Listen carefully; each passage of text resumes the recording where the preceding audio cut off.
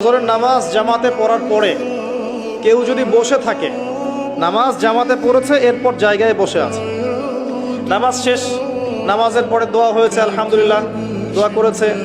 নামাজে বসে আছে, নামাজের শেষে বসে আছে, তাসবিহ তাহলিল করছে, করতে করতে করতে করতে সূর্য উঠে গেল। সূর্যটা উঠে যাওয়ার পরে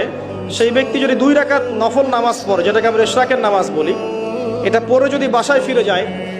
আল্লাহ রসুল বলছেন সাল্লাল্লাহু আলাইহি ওয়াসাল্লাম, তার আমল নামায় একটা কবুল হজ, একটা কবুল উমরার নেকি দেওয়া হবে।